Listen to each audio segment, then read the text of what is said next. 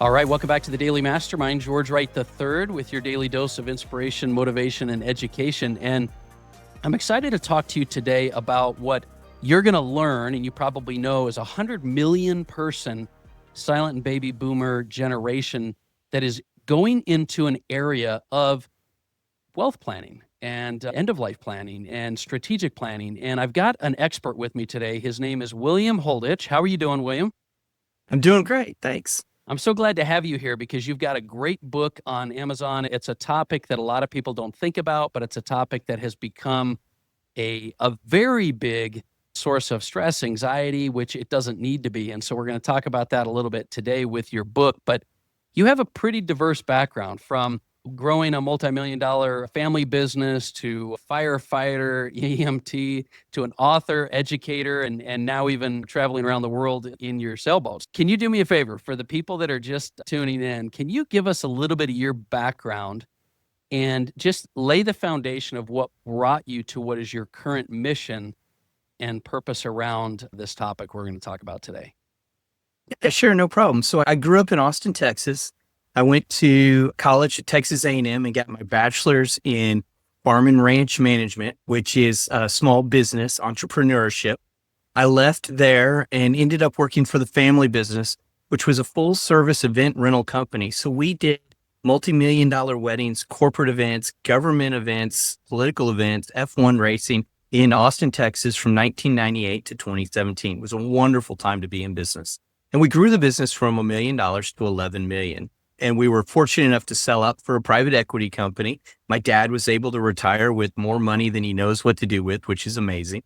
But unfortunately, during that time frame, my mom came down with pancreatic cancer, and it was a very quick process. And next thing we knew, mom was in hospice. And I remember sitting there looking at my sister going, does mom have funeral plans? And my sister was like, no, mom doesn't have any. I don't know. And so we quickly had to run around and do funeral plans in the middle of doing hospice. So a very stressful time. And on top of that, we had to figure out what we were going to do with mom afterwards. And so that was a very kind of stressful time in our life. And then life settles back down, and we'd sold the business. And I took this amazing job with this company out of Virginia, and life was great. And they offered me an executive leadership position. And so I was getting ready to move the whole family to Virginia when my uncle passed away quite suddenly. And I remember standing at the funeral, and I heard my aunt say to her daughters, I don't even know where the checkbook is. I don't know where our money is. I don't know how to pay gas bill, the light bill. I don't know any. And her daughters were like, it's okay, Mom, we'll figure it out together. And it took them about a year to put all the pieces together of what was going on, but they did. And then we got to Virginia, and we'd been there about 6 months, and life was amazing. The job was amazing. The company was amazing. And the pandemic hit. And our company went from $100 million company to a $20 million company overnight. And they fired 2/3 of the workforce. So there I am in Virginia, just west of DC. My wife is an ICU nurse. And what do? We had a local fire department. And so I joined the fire department to help out with all the calls they were getting, because there were COVID calls and there were all these things going on. And they sent me to firefighter EMT school, which was a fun time. I loved it. 47-year-old rookie in firefighter school. It was great. And so we would go into these people's houses, and they're having respiratory failure. They're obviously having COVID, but they're by themselves. We know nothing about this person. So we grab their purse, we grab their wallet, we grab their phone, put it in the ambulance with them, and off we go to the hospital. And we're like, here's the body, here's the person, here's their stuff. We know nothing about this person. Good luck. Wow. And that was the pandemic. And then 2 years ago, my dad had a heart attack, small heart attack, not a huge deal, but a big deal. And I remember being on the phone with my sister going, hey, what do we know about dad? And she's, what do you mean? Oh, so dad's a Vietnam vet. Do we know if he's got VA benefits? Does he have long-term care? Does he have? And she was like, I don't know. So after 5 minutes of my sister saying, I don't know, I was like, stop. So I sat down that night and I wrote out 168 pages of questions of things that I thought we should know about. And I used what I learned doing party rental business, doing gap analysis on events, what I learned in the firefighting EMT class doing assessments on patients when I come into you and do an assessment. And just my general knowledge of, okay, what's going on. And this was the ground, the kind of the ground basis for the book. 3 major sections: the personal information, the middle section, your medical history, and the last section is the financial information. So all about the things that you're going to need to know to advocate for your loved one when you get past the ambulance and past the hospital. And now you're talking to doctors and nurses and case managers about the fact of what's going to happen to mom or dad in a nursing home, in a long-term care facility, in a memory care unit, and those kinds of things where they're going to live anywhere from the 1 to 10 years. Yeah. And it's interesting because you've mentioned a few things, but you also mentioned you went through this. Most people, and I think you've identified this core problem, most people don't know what they're even supposed to know when it comes to end of life. Like they wouldn't even know the questions to ask themselves. You had a couple questions like where would the benefits be in life insurance, things like this, or even financial and bills. But most people don't even know the questions to ask. So you're saying you felt not only a need that came while you developed this, but it also was a way to fill in a gap for a plan, like an overall strategic plan. So is your book, which I love, was it designed to really help guide people through this as well as provide, like you had mentioned, a workbook ability to be able to fill in all of this information? And it really, so what? They could have some peace of mind really to know that they have a plan put together? So it's a fill in the blank workbook. So it's an 8.5 by 11 workbook where you're really supposed to sit down and write stuff out. So it's when you open the book up, it starts with the personal information, their name, their social security number, driver's license, where they live, that basic information. And then it moves through their preferences. When do they like to eat? What do they like to eat? Are they vegan? Are they vegetarian? Do they paleo? What's their diet preferences? And so the idea behind it is to let you know what they want. And at the very end, it gets into living wills and DNRs and that kind of stuff. But at the beginning, the thought behind it is your loved one is now incapacitated. They are no longer able to advocate for themselves. They're going into a memory care unit. They're going into a nursing home. They've had a stroke. Something has happened where they can't speak for themselves. And so this gives you the answers to the questions that doctors, nurses, and case managers are going to be asking you as to their preferences of where they want to go stay, what they like to eat, what they don't like to eat, their medical history. Do they have allergies? Do they have surgeries and those kinds of things? And because what happens is when your loved one can no longer advocate for themselves, somebody is going to have to be able to answer those questions.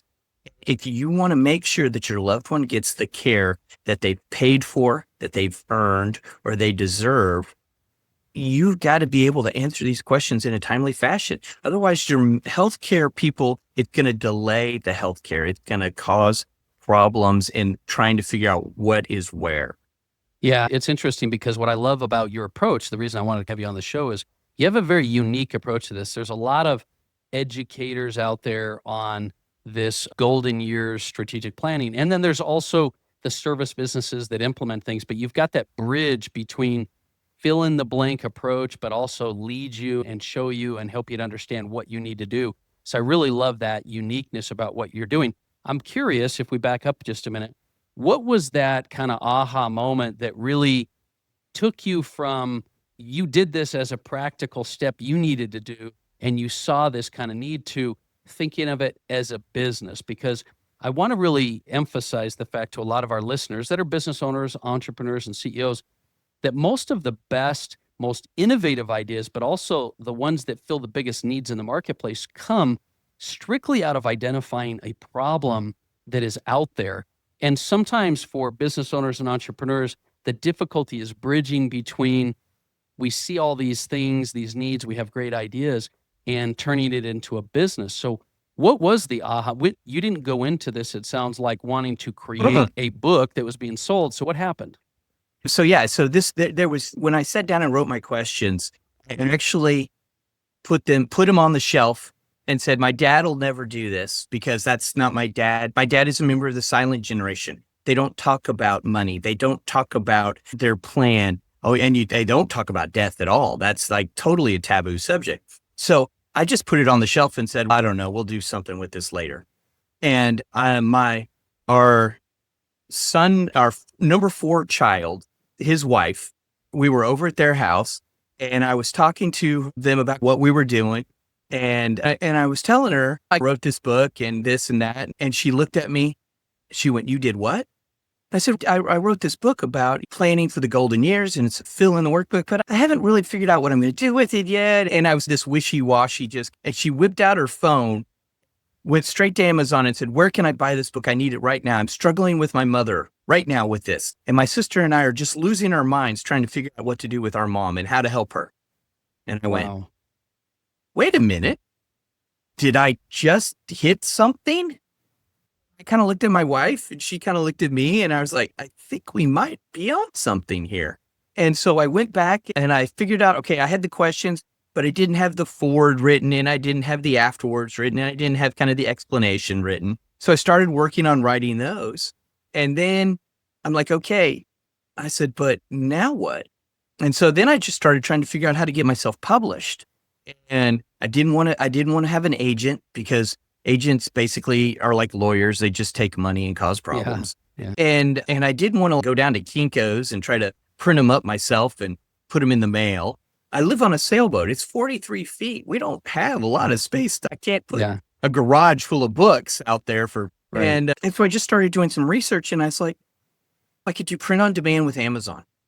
This would be great. And I ended up teaming up with Woodbridge Publishing and they helped me get everything formatted and everything edited correctly and all of it. And it's all put together and it's got a professional cover. It's copyrighted and they helped me do all the stuff to protect my intellectual property. And we went live on Amazon April 1st. And it's been fun to now sit down and talk to somebody and have them whip out their phone and be able to buy it right there. It's okay. This is cool. But that was the aha moment, was when my daughter-in-law was like, I need this book right now. Yeah, that's awesome because, and I think you were open to that. I think a lot of individuals, it takes a problem to really, in their own personal life, for them to become aware of something. And most people don't really know where to start with this.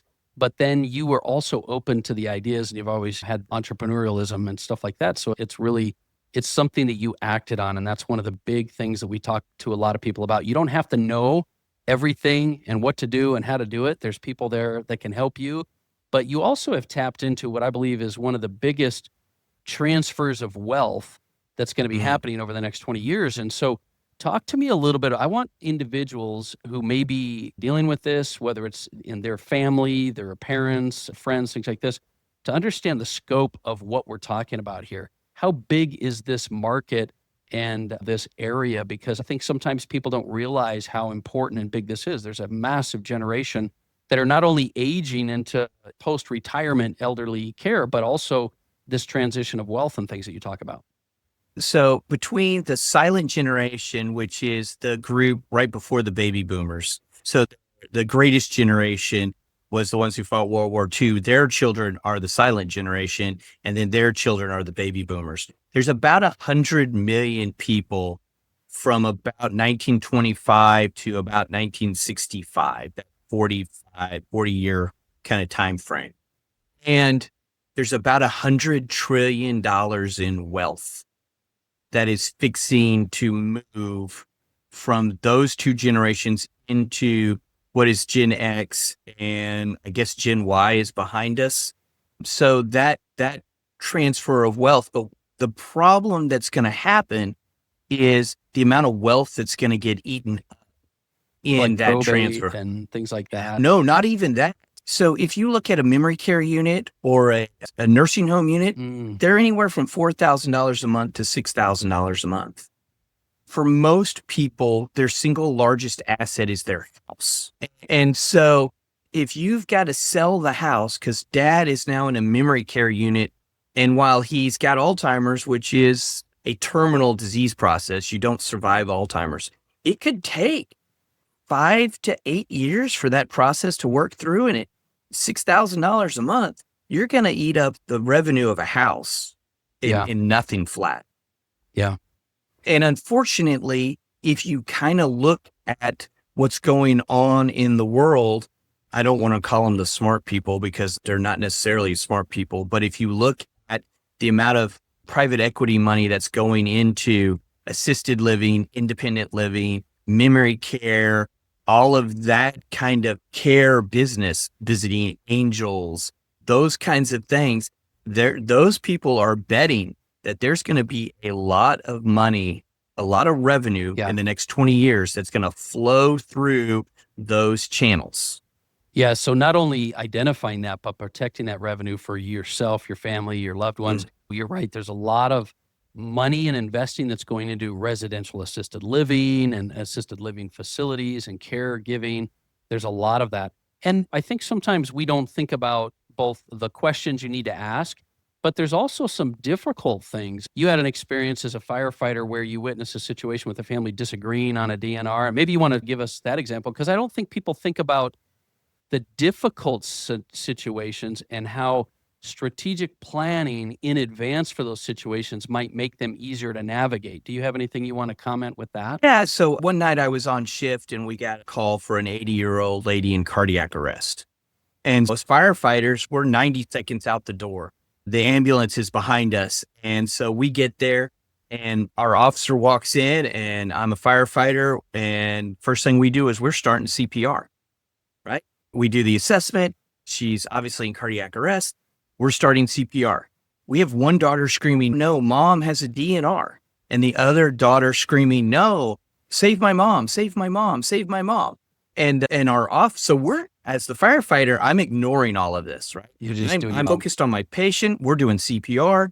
And my officer is saying, unless you can find me a paper, signed copy of this DNR, we have no choice but to do CPR and transport your mother to the hospital. And nobody could find it. And so I tell most people, I said, if you have a DNR, get one of those clear file folder things. It goes in a 3-ring notebook. Yes. And tape that thing to your refrigerator. Put it someplace where people can see it. We had a little old lady in a nursing home who had her walker. She had a clear file folder on the front of her walker that had her DNR in it. You got to know where that paperwork is, because if you don't know where it is, it's useless. I think you're right. I think strategy and planning is the first step, and you need to know what to do with that. But also at the same token, you need to know how to navigate situations and be prepared in advance, because you're right that look, if you're going to go to the extent of having a DNR and not have it available and ready, then that sort of defeats the purpose. You're going to eat up a bunch of expenses in a hospital and a EMT service and all that. So let me ask you this.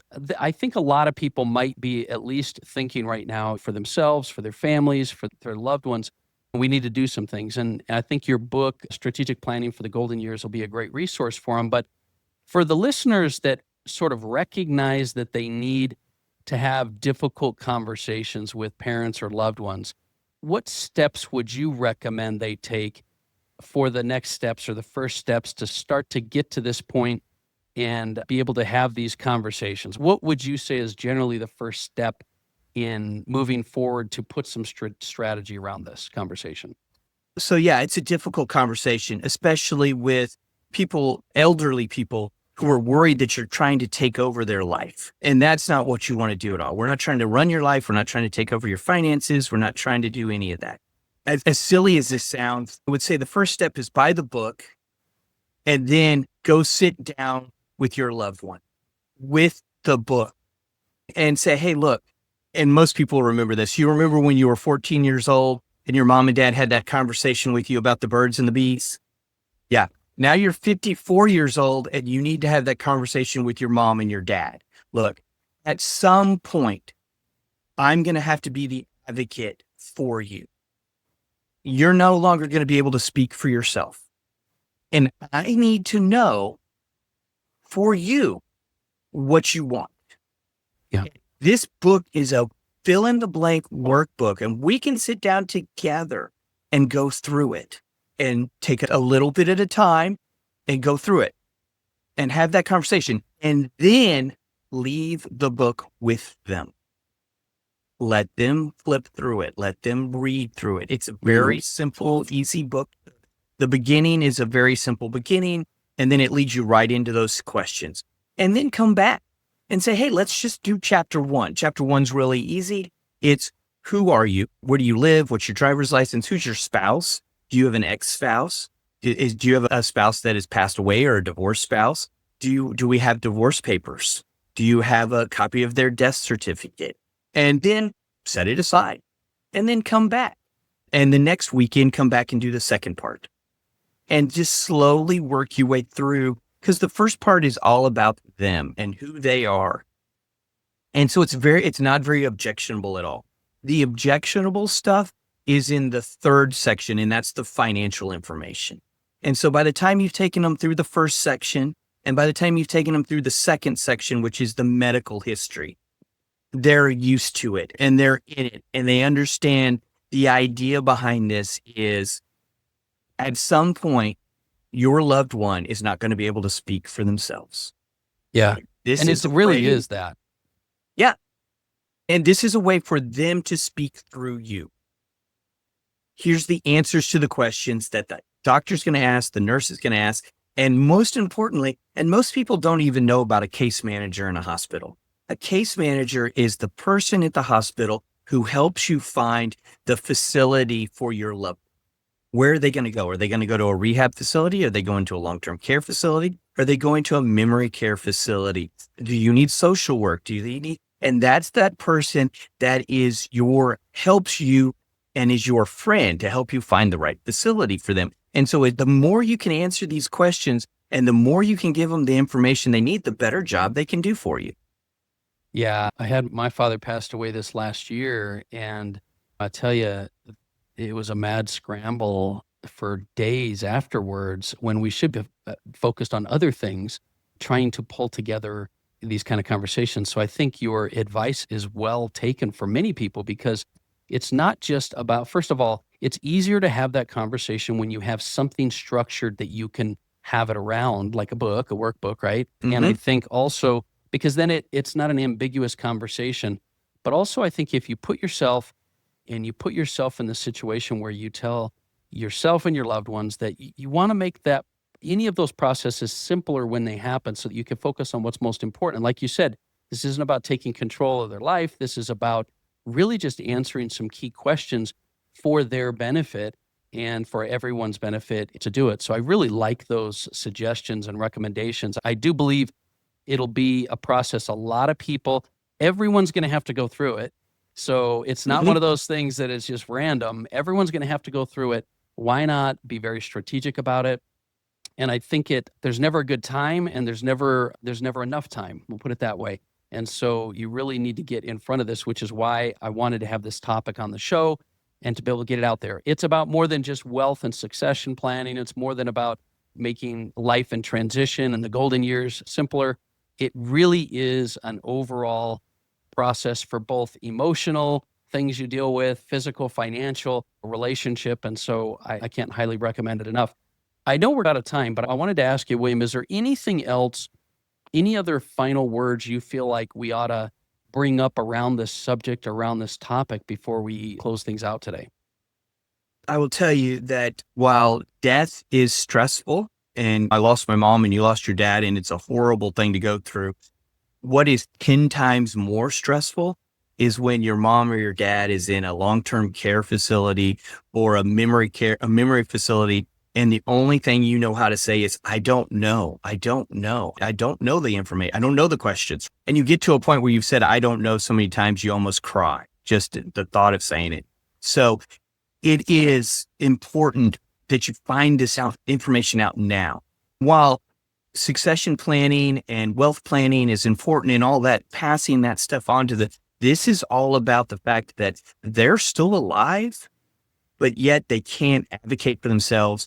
And you're now that advocate. And it is so stressful. And everything you can do to reduce the stress on you helps them and you at the same time.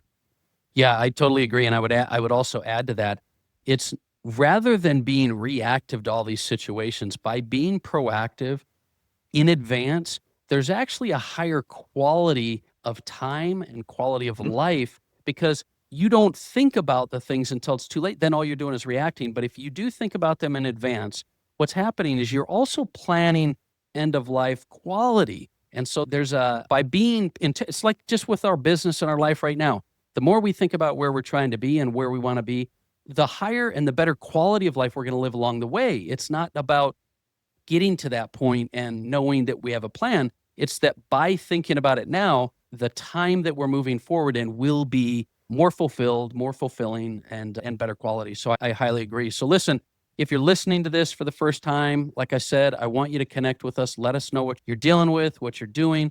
I hope this is information that is both inspiring you and motivating you to take action, but also giving you a bit of education. And so what I'm going to do is in the show notes, I'm going to put a link to William's book so that you guys can go to Amazon and pick that up. I'll also put in there some ways to connect with you, William, if that's okay, online and through your website. And we highly encourage you to check this out, spend some time, be intentional with your life, with your loved ones, with your relationships. And we look forward to hearing if you have any things, make sure you connect with William. So thanks again. This has been the Daily Mastermind. I'll look forward to talking with you more. Have an amazing day.